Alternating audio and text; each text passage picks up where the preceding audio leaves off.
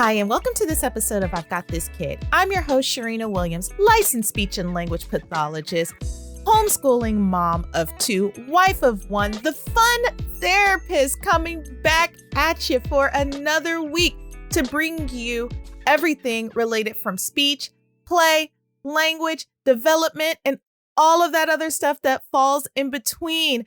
I am elated to be here once again. You guys know this is one of my favorite places to be. Why? Because I get to tool you up and get you in the know. So let's get things started. We have been embarking on the What Is It series. And if you've listened to the past three, then you know I have like a new What Is It for every single week. Because whenever you're out there and you see something, hear something, don't know something, and you look and you're like, what is it? Or what is it? Or what is that?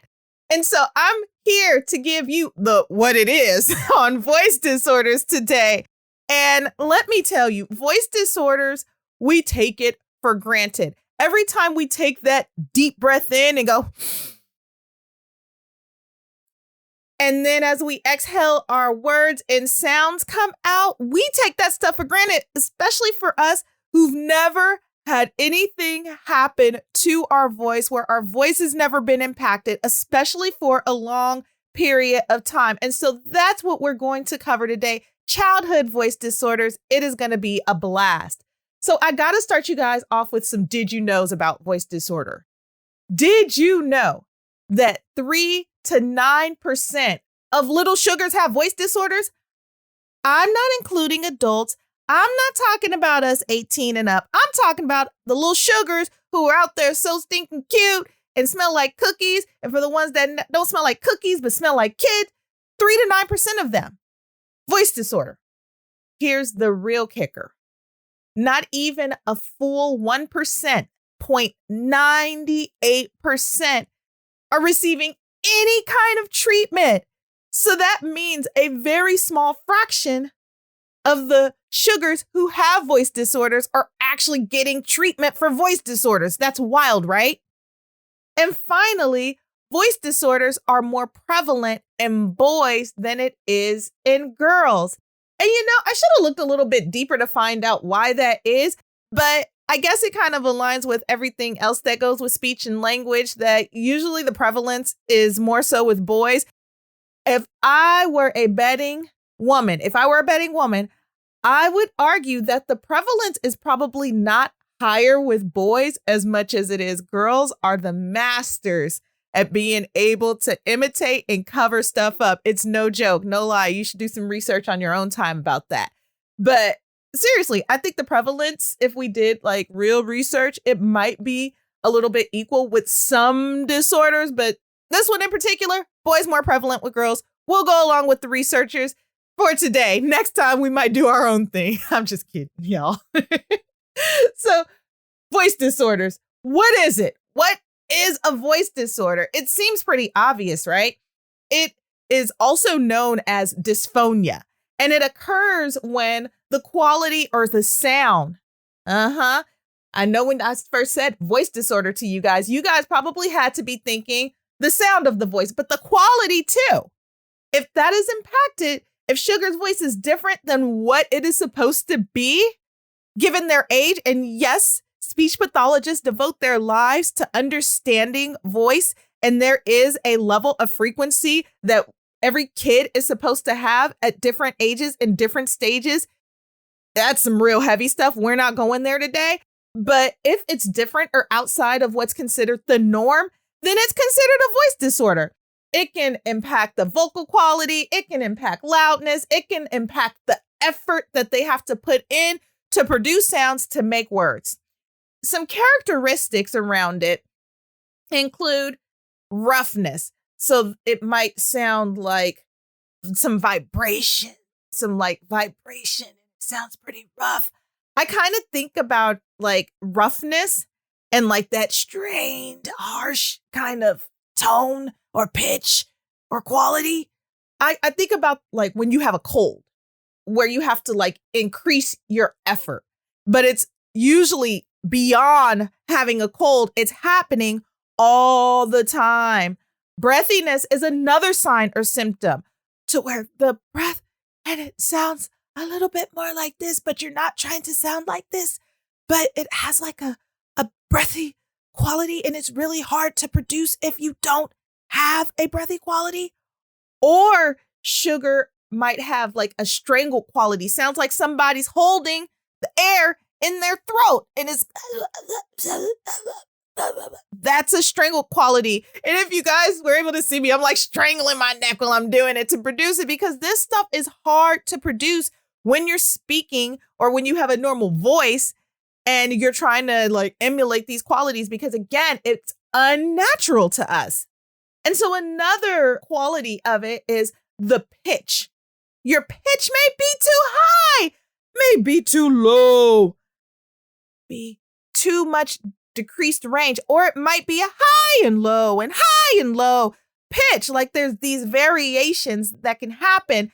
And it also kind of carries over into the loudness. The volume can be unsteady. The volume can be too high. And I think this is a lot of reasons why little boys end up with voice disorders because they're loud. My son is loud for no reason. I tell him all the time, you're loud. Because they're always screaming, because they're always excited and everything is important. And I'm so sorry to you guys if your volume was up and I just screamed really loud. I am so sorry. But, and on the other hand, it can also be too low,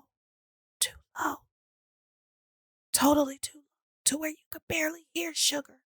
We expect sugar to speak at a normal speaking rate that's not necessarily too high or too low, but right there in the middle to where we can hear and we're not always saying, I can't hear you, I can't hear you, I can't hear you. Another characteristic of voice disorder is the abnormal resonance. And that's getting a little bit meaty, but picture your nose. Picture you kind of having this kind of sound, or picture you kind of having, I'm trying to do a hyponasal, like this kind of sound. Or some kids, it sounds like the sound, like it's not coming out. It's trapped inside, like they're phonating, but the sounds trapped. It's caught inside there. It can sound wet and gurgly. Like it always has like this wet and gushy quality to it. It can sound like a pulsed sound, like it's a fried quality. It sounds like it almost hurts. It can sound raspy. It can sound shrill. It can sound shaky. Like if you think about scary movies, that's some of the characteristics that are associated with it. And, you know, you see these little sugars having to increase their vocal effort when they're speaking. Like it looks like they're straining when they're trying to talk in some cases.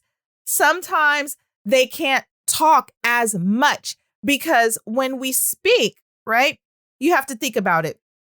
Take this little nerd journey with me. When you take a deep breath in, everybody, let's take a deep breath in.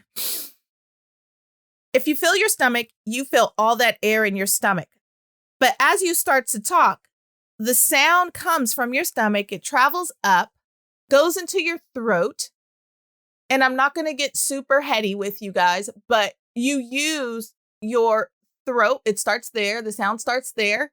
And then it goes up and you use your articulators, your lips, your tongue, your teeth, your hard palate, your soft palate, all of that good stuff, your lips and your jaw to produce this sound and control where it goes. So your body really is a machine when you are using your voice, when you're using your speech. So let's try it one more time. You breathe in. And as you start to talk, you can feel your body losing air, right? But when you decrease your endurance, when you have decreased endurance, you might get a lot more tired. So there might be a lot more breaths going in, which can lead to like abnormal breaks when you're speaking, or it can cause strain, or it can impact the quality, or you might even notice that sugar has different vocal quality. Their voice might sound different throughout the day based on if they're tired and if they have to put a lot of effort into it. Because again, we take these things for granted that come so natural to us. But if you have some kind of voice disorder, if sugar has a voice disorder, then it really, like if they're sleepy, it really can impact their quality. If they're awake, they might sound fine, but you might notice like as the day wears on, their voice kind of like the quality of it falls apart. You might also notice frequent coughing or throat clearing to kind of get things cleared up so they can talk, because that goes into that gurgly quality. If it always feels like there's something in your throat, then it's really difficult to comfortably communicate. You might adapt to it, but it's not something that you necessarily want to see sugar to have to adapt to. And it may be an underlying something else going on, and it can worsen over time.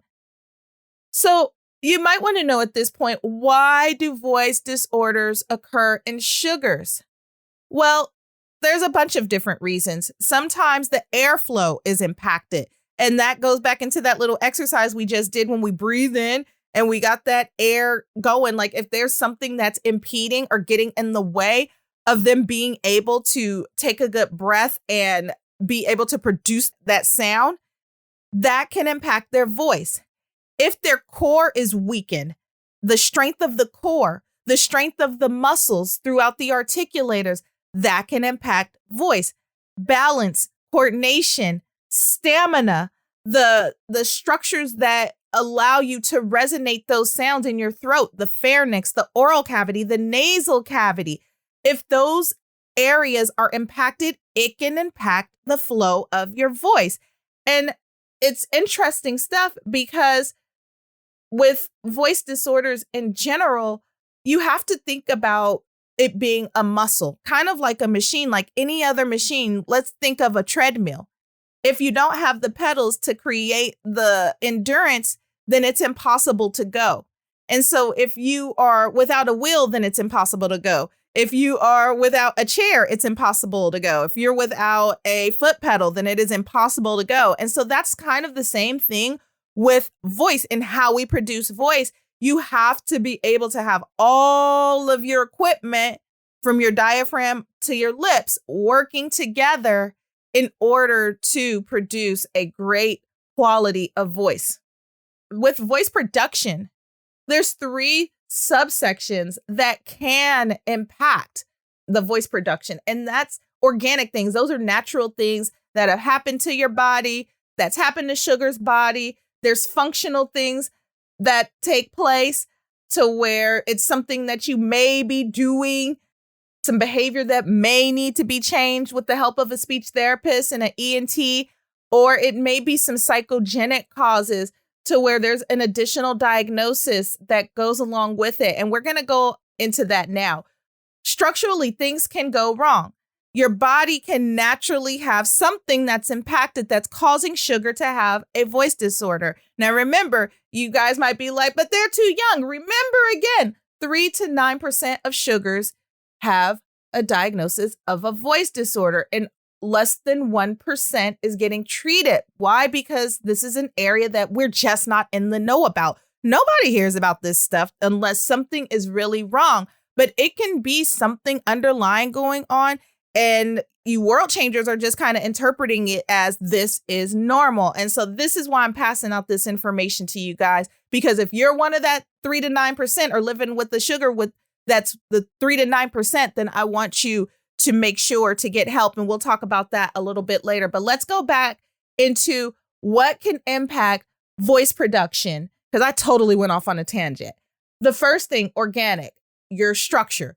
There might be some abnormalities with your vocal folds, and that's what controls the breath that comes out. It can be nodules or edema or glottal stenosis or respiratory papillomas or sarcopenia.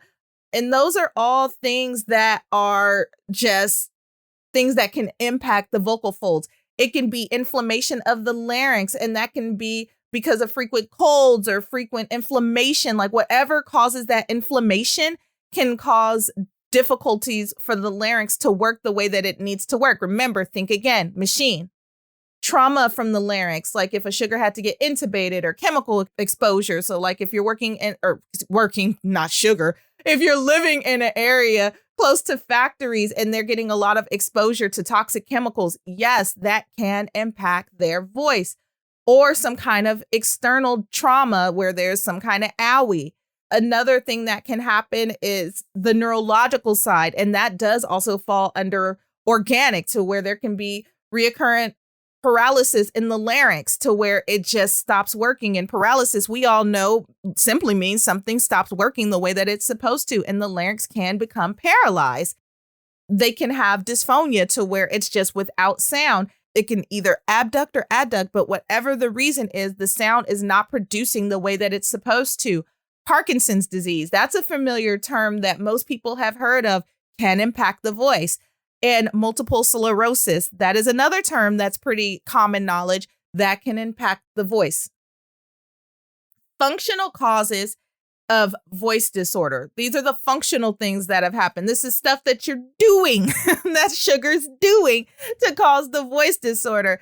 And this is a lot of times what happens to the little guys that I've seen who have voice disorder, to where they're screaming and yelling and they're always clearing their throat because they're always mucusy. So you got to think about that sugar who is possibly asthmatic, or they get frequent colds, or they have frequent ear infections and the fluid is getting trapped. And if they're always going, if you do that, you're messing with your whole cavity in your throat that helps produce sound. And so that can cause a problem if it's more frequent than your seasonal cold, your average cold.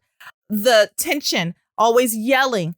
If you keep yelling, or if you've lost your voice and you keep trying to produce sound, that can impact sugar's voice. And also vocal fatigue. If the voice gets tired, if it's overused, if they're always in a loud place, if the TV's always up too loud, if the music's always up too loud, and they're competing to communicate, or if they're in a really loud family. I have a really loud family, and they're competing to communicate, then it can definitely cause problems with the voice.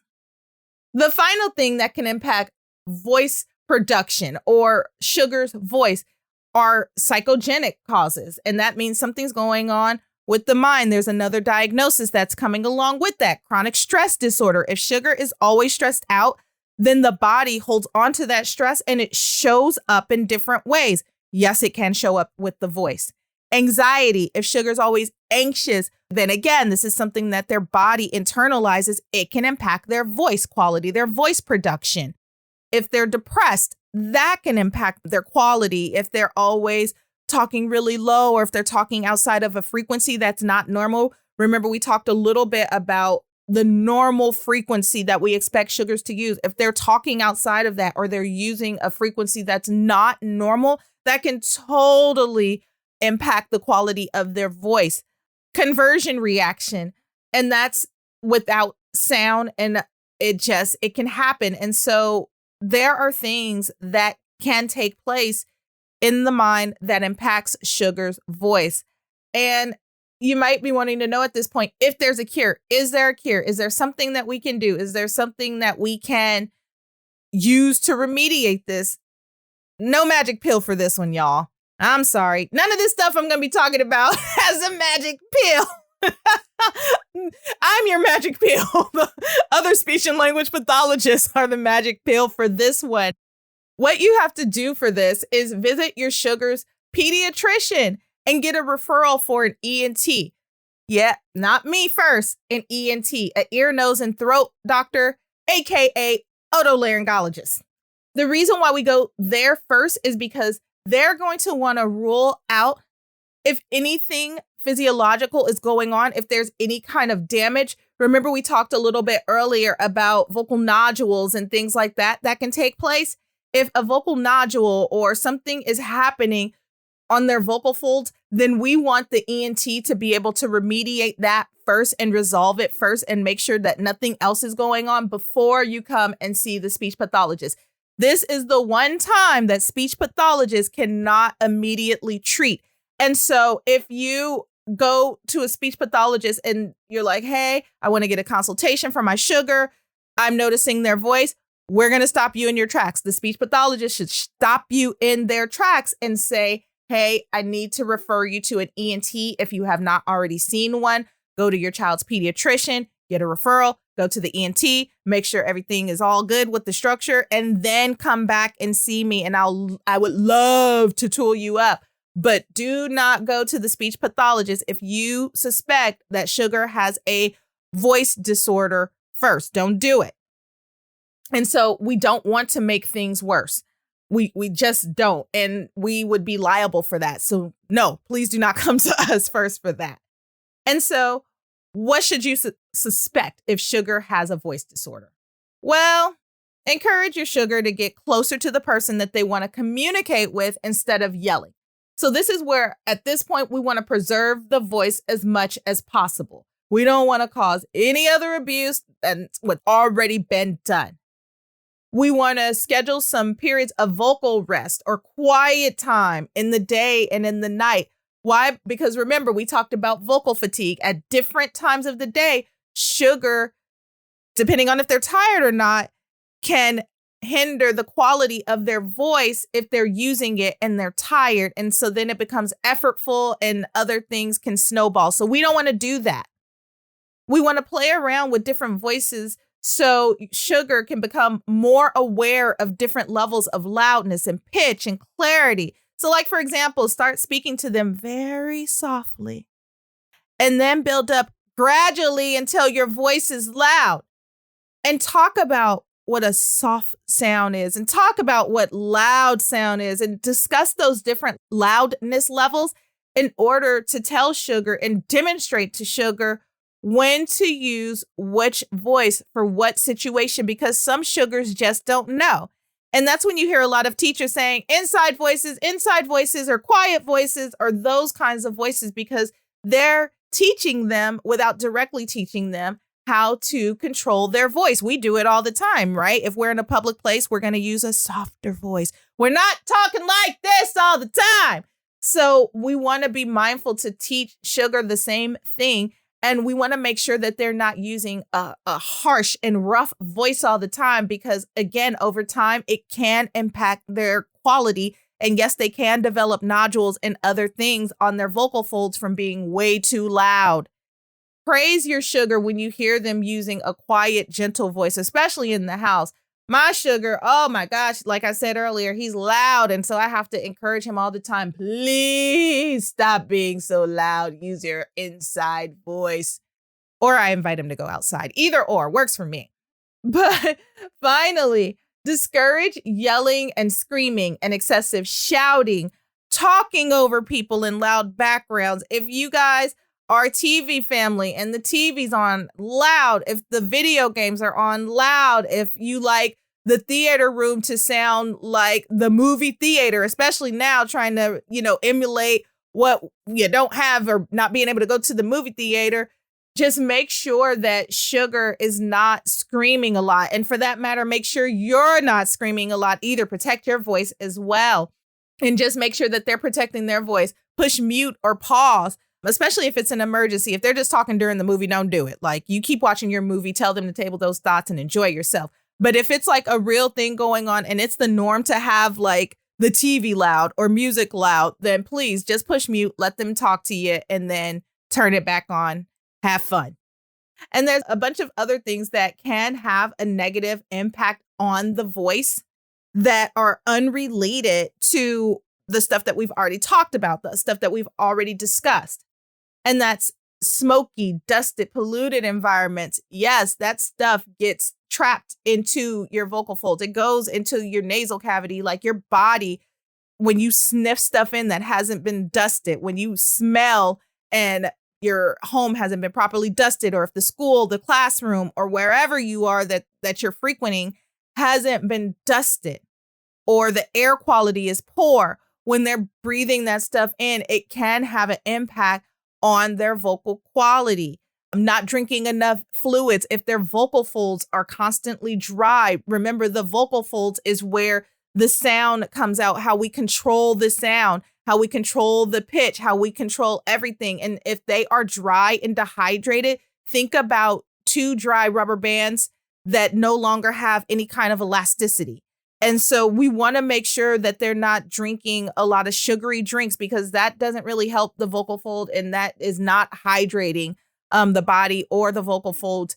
Water, tea, stuff that hydrates, not stuff that dehydrates. If they're a sugar that really likes something to drink that has a little bit of flavor, cut up a few pieces of fruit in their water and let it diffuse. Like, there's even diffusing pitchers, but you don't even have to go that far. Just cut up a piece of fruit toss it in their cup and let them drink it that way. And that is a way to where they're getting hydrated and they still have some flavor without the sugar, because the sugar is not helping at all. Another thing that can have an impact on their voice is the excessive coughing and throat clearing. We did talk about that earlier, but if they're in an environment where the air may be a little bit more polluted, or if they have colds, frequent colds all the time, if they are frequently clearing their throat, if they're not in well ventilated places, if the area, again, is not being dusted, if it's too smoky and they're constantly doing like, if you do it a few times, that stuff does not feel good. If you're doing it all the time, then it can have a real drastic impact. So just make sure that as much as possible, you can control the environment. And World Changers, I know this is an interesting topic. I love talking about voice because it's something that we take for granted. It's something that we don't know about. It's something that's totally not mainstream, but we need to understand this stuff in order to know if something is wrong. This stuff should be just as common knowledge as everything else that's common knowledge, whether it's seeing glasses or braces or hearing aids or whatever else you can think of, to where you look at it and you're like, hey, this is going on. I need to get it fixed. I want you guys to understand the components that go along with these different diagnoses, so you will be in the know. So if sugar is in that 3 to 9%, or if somebody you knows is in that 3 to 9%, then they're getting the help that they need and you're getting tooled up to help them within the home. So that's all we have for today. I always have a blast hanging out with you guys, sharing this information with you guys. If you guys have any questions about this episode or past episodes of the What Is It series, or any other series or any other episode that I have done, please don't hesitate to email me at questions@I'veGotThisKid.com. We would love to hear from you. Also, check out past episodes. Download my free ebook, Maintaining a Healthy You. I've been getting really great feedback from you World Changers out there, and I'm just glad to be helping and to be in this community, to be able to share some of my tips and some of my tools that I used when my sugars were young, and honestly, some tools that I still use today. So please take advantage of it. You can find it at www.iHeartSpeechTherapy.com. Join the community. You can find me on Instagram, you can find me on Facebook, and you can find me on Twitter. Until the next time, World Changers, take care.